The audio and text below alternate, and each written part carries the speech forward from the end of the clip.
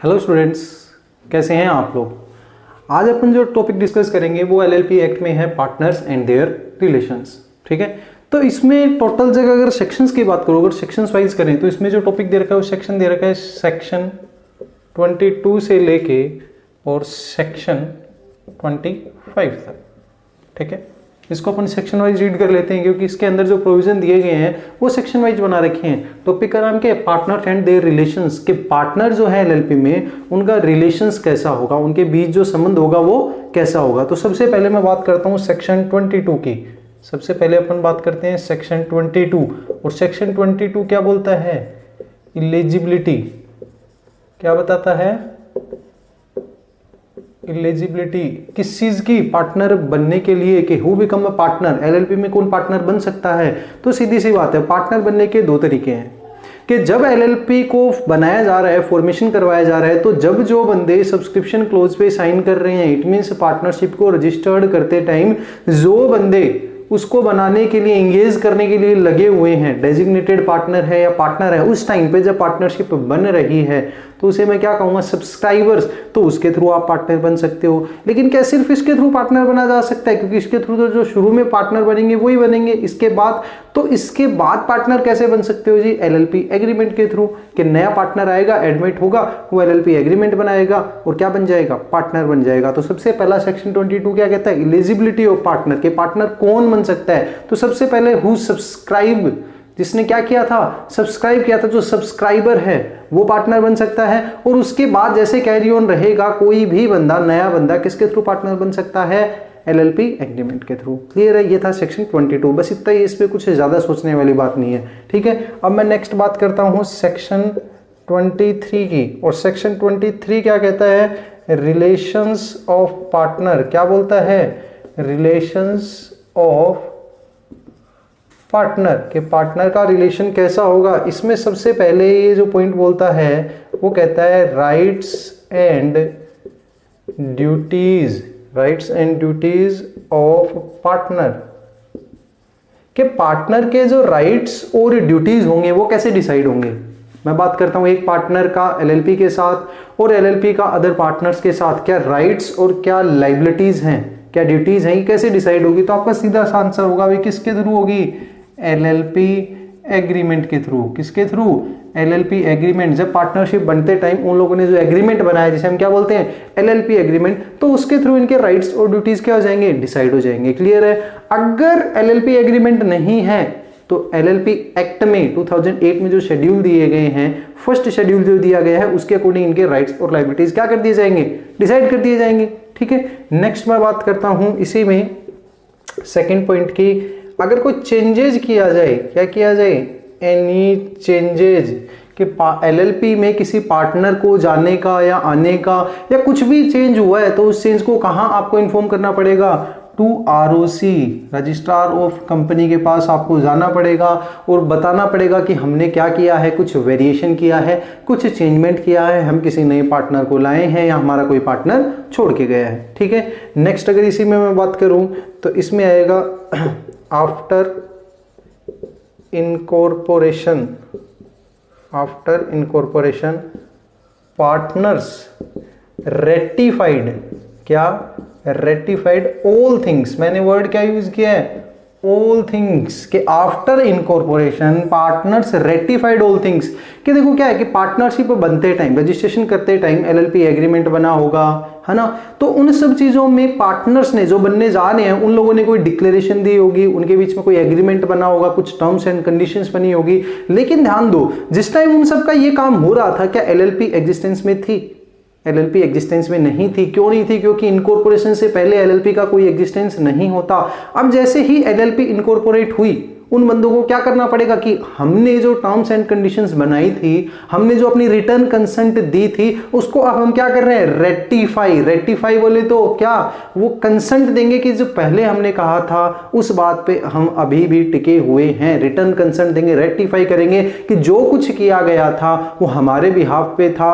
अब हम इस चीज की गारंटी लेते हैं, अब हम इस चीज को एश्योर करते हैं। तो वो किस में आएगा?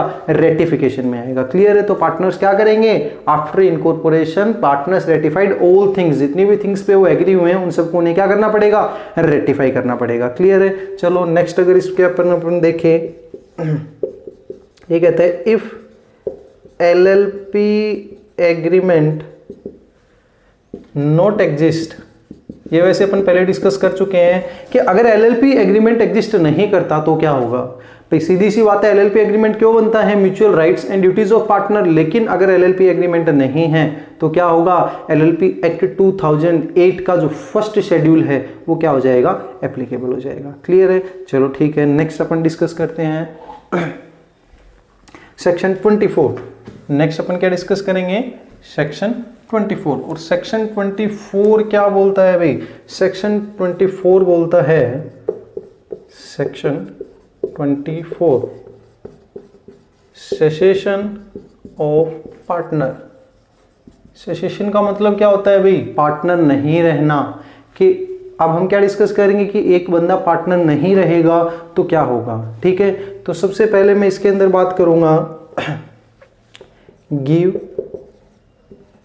A notice. मेरे को पार्टनरशिप से जाना है, सेसेशन का मतलब क्या होता है, समाप्ति, कि अब मैं पार्टनर नहीं रहा। तो सबसे पहले मैं बात करूंगा कि अगर मैं पार्टनरशिप फॉर्म से जाना चाहता हूं तो मैं क्या करूंगा।